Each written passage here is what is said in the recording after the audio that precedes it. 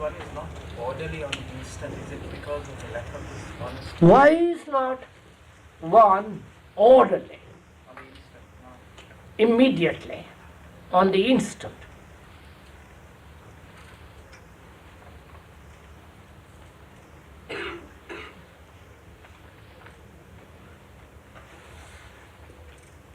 What does that word mean, orderly?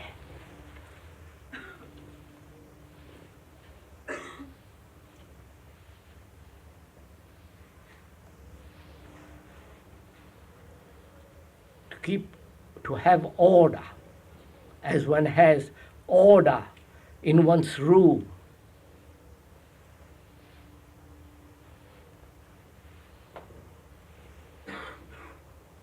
Is order brought about through conformity, imitation of what one considers or has an idea of what orderliness is.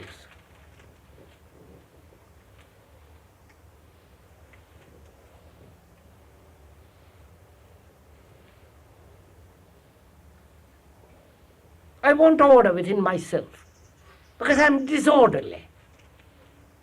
I'm in conflict, I'm in contradiction. I'm driven one day by this desire, by another day by another desire. I'm in a constant state of conflict and contradiction.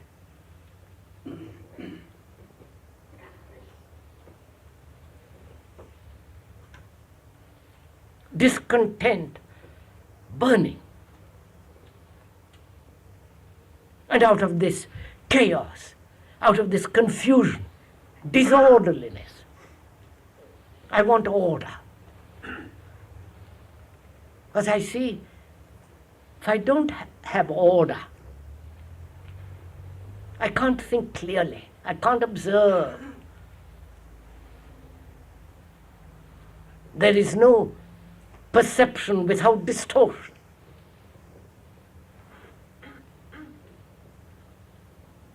And order, in the sense we are talking about, that is not conforming to a particular ideology, not the order of the Kremlin,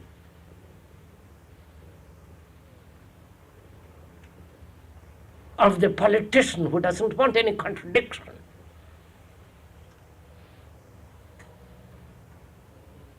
or the order of a religious group which says this is true, conform.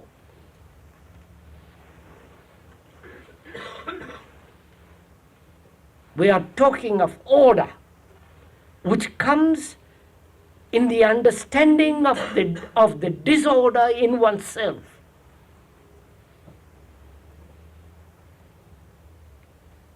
This contradiction, this opposition, this duality in oneself.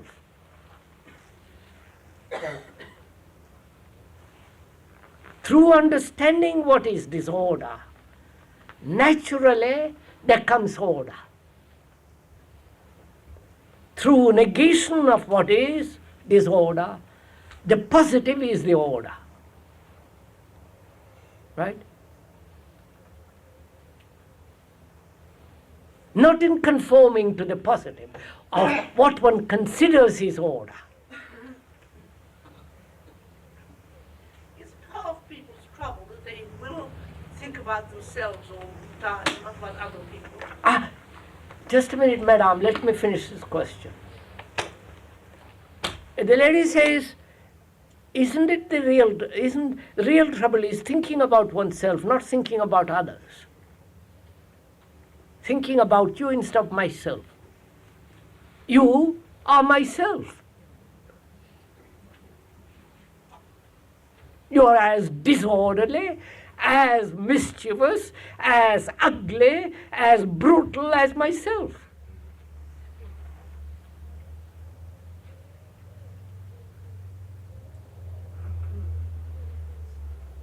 And if I think about you, I'm thinking inversely about myself.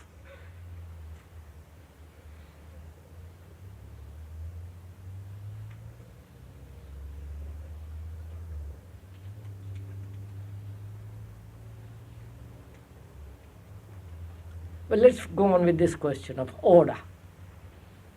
Because it's really quite extraordinarily important to understand this thing. Because the morality which we have socially, when you look at it very closely and examine it, it is completely disorderly. It is completely immoral. Society admits that you must be greedy, envious, seek power, position, prestige, fight your way, be violent, competitive. And that's perfectly respectable, orderly, moral. When you see that, not theoretically, but actually, and when you deny all that, there is order, which is virtue.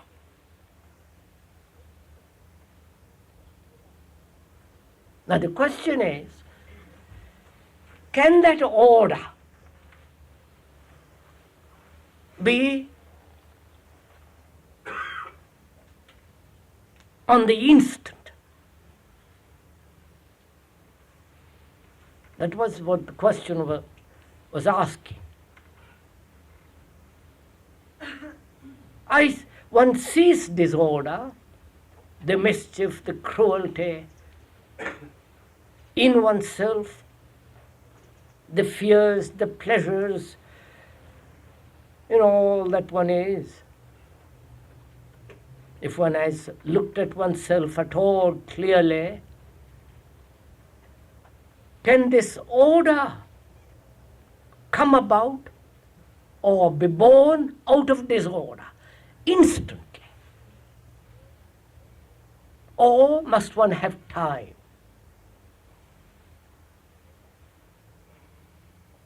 Time being gradually bring about order within oneself. Take many years, many days, or the rest of one's life.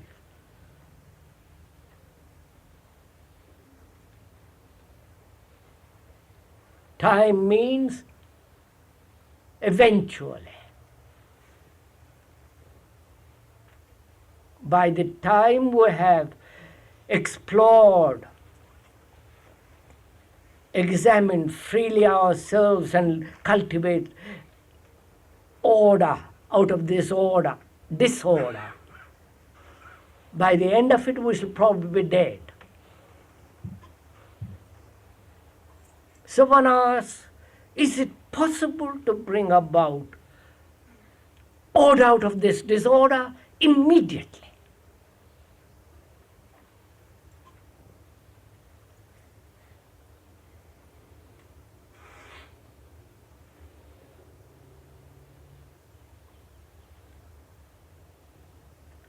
Don't you act immediately on the instant when you see some danger?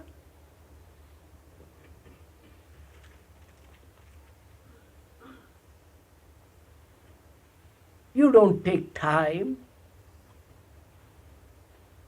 You don't say, I'll think about it.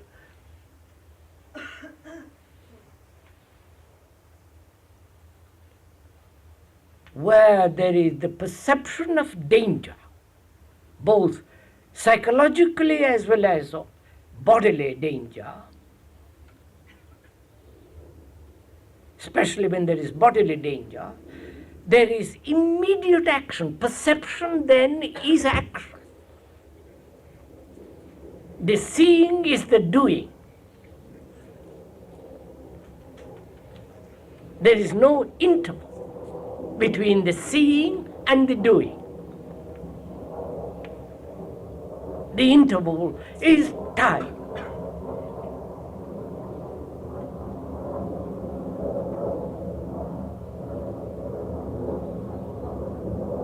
So why don't we see the danger of the real danger, not ideological danger?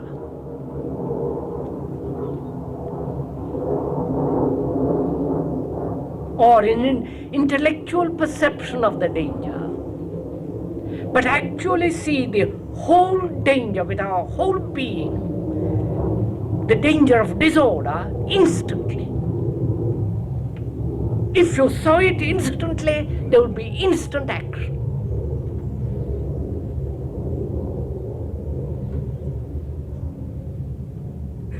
No? If I saw a precipice, a snake, the bus coming, I would act instantly. Because I see the danger of it. The enormous impression it makes on me, and I act instantly. There is no hesitation. Now, what prevents me from looking in myself, in which there is so much disorder, and seeing the danger of it? Because after all, disorder leads to various forms of neurotic states.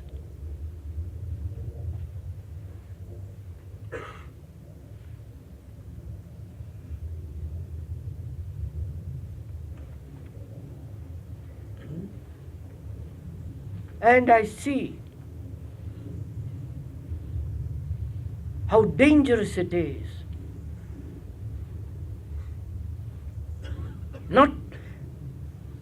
not to have order.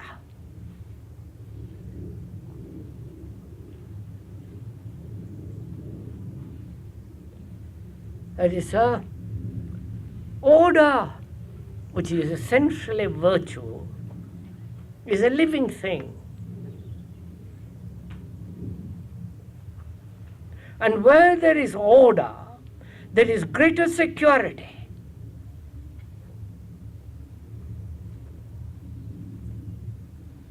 It is only the disorderly person, disorderly activity that creates mischief, insecurity. I do not know if you have observed for yourself how the brain demands order.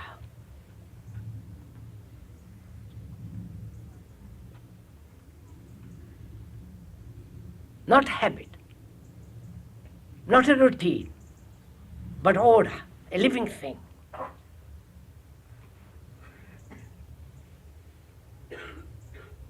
And if you have noticed, most of this day is spent in disorder. The quarrels, the aggressiveness, the fears, the pleasures, the competitiveness, and all the rest of it. That is our day. And as you go off to sleep, the mind, the brain sets about bringing order within itself.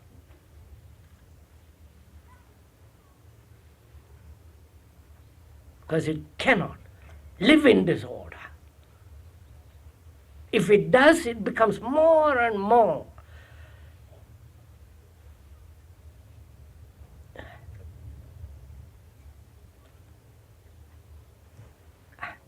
distorted. There is greater danger of insecurity for itself.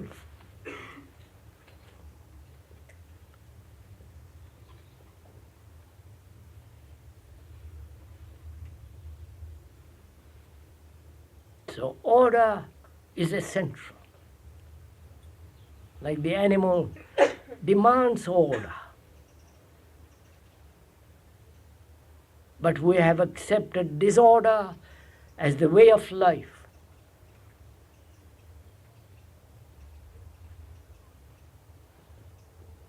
Now, what prevents one from seeing the danger, the mischief of disorder. Disorder outwardly, nationalities, the division of nationalities, with their sovereign governments, armies, all that. This everlasting fragmentation of human beings in their relationships. That's a tremendous danger. Why don't we see it instantly and drop all that? All the division, nonsensical, meaningless division, as the Englishman, Frenchman, and all the rest of it.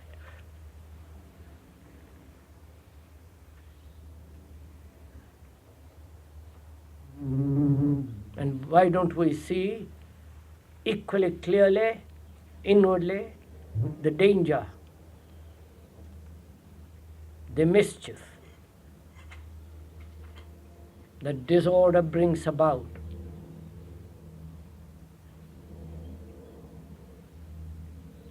Is it that we have got used to it?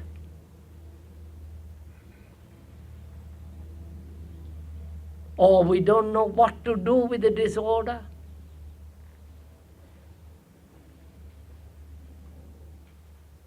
How can a disordered brain do something about its own disorder?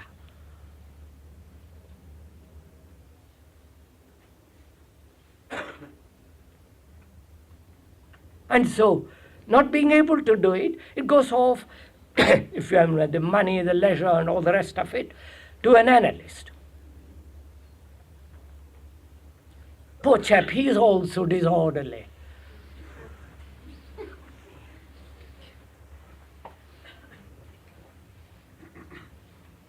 He has to go through analysis himself to analyze another.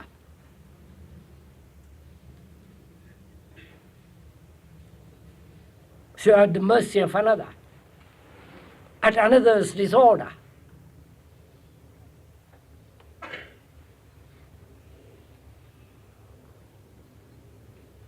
So is it possible to observe this disorder within oneself instantly and see the danger of it immediately and end it?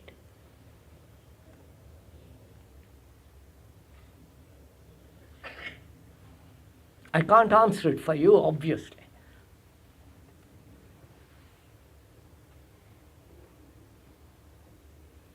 But to end it instantly, you must see the total disorder of inward self.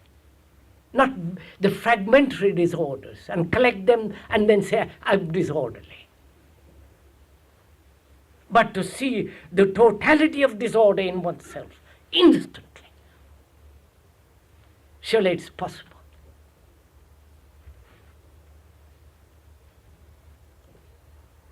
Otherwise, we live in state of confusion, mischief, and misery.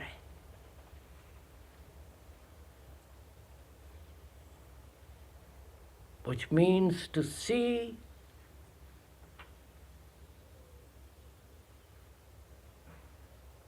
everything without disorder, distortion. To see the wife or the husband, the neighbor, without prejudice, without opinion.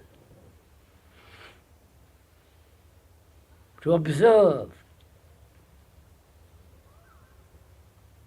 without like or dislike. That requires great awareness of oneself. See, and one hasn't the time or the energy or the urge, one plays around.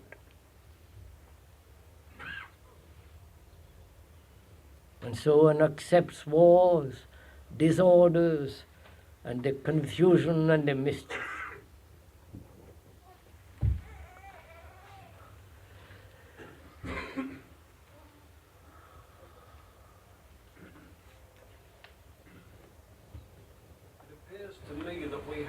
bring about the time and the urge and the energy in ourselves in order to go forward in something like you have said.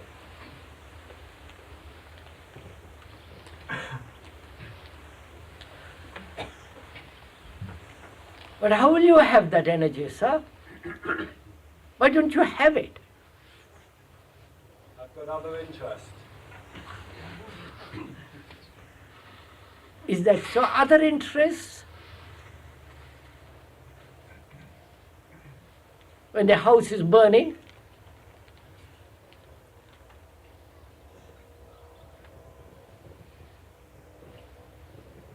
do the other interests do not also create disorder?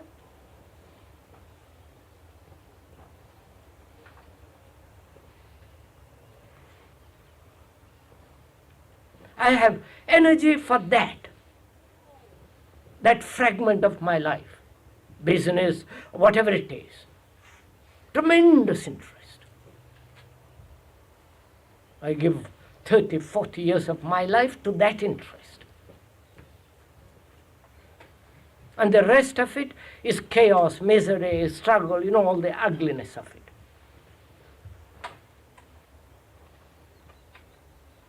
And that concentrated interest on one fragment is obviously bringing about disorder in other fragments.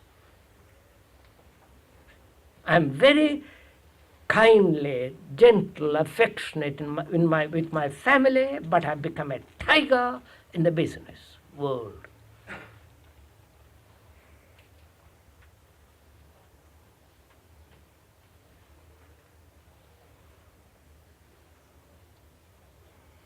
And I say to myself, I have not the energy to tame down that tiger.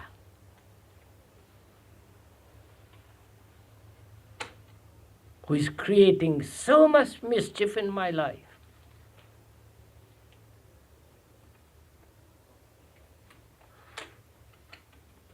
And from that arises the question, why do we fragment, break up our life into business world, into the family world, into the world of golf, in the world of God, and all the rest of it? Why? Why this breaking up of life? The pleasure on one side, the pain, the sorrow, the competitiveness, the aggression, the violence, and the demand for peace on the other. Why do we float around in these fragments?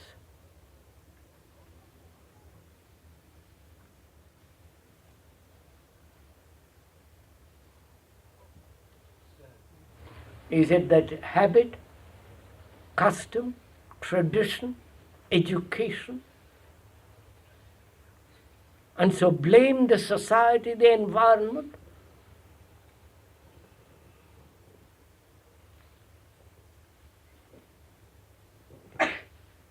And saying to us, oh, if I could only be free of the environment, I would be perfect. And the environment is created by us, by our greed, by our ambitions, by our brutality. The environment is us.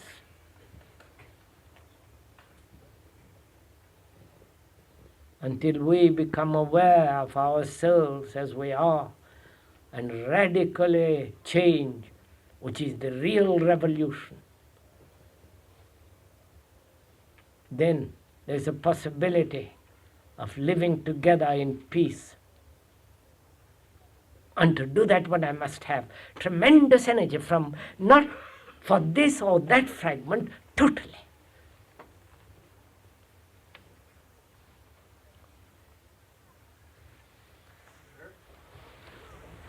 Are you saying that the brain demands order?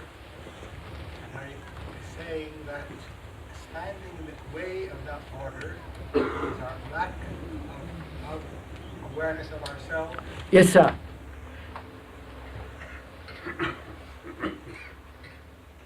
I won't repeat the question, I'm sure you've all heard it.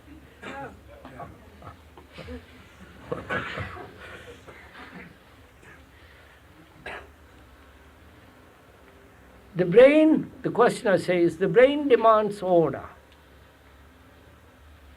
Because only in order there can be security for itself, not in disorder. And this order comes about, or rather he's saying, does it come about through awareness of oneself, through knowing oneself? Obviously. Knowing oneself not according to some expert or some philosopher or the speaker sitting on this unfortunate platform, but now understanding oneself as one is, to look at oneself. And to look at oneself is only possible not in isolation, not withdrawing into a monastery and looking at yourself, but looking at yourself and understanding yourself only in a relationship. Because there you have the reactions. Your angers, your jealousies, your dominance, your greed, your assertions, and all the rest of it takes place in relationship. And the more, not the more, when one is really aware of oneself, through gesture, through a word, through the way you assert and all that, the more the clarity of perception is the instant action of understanding.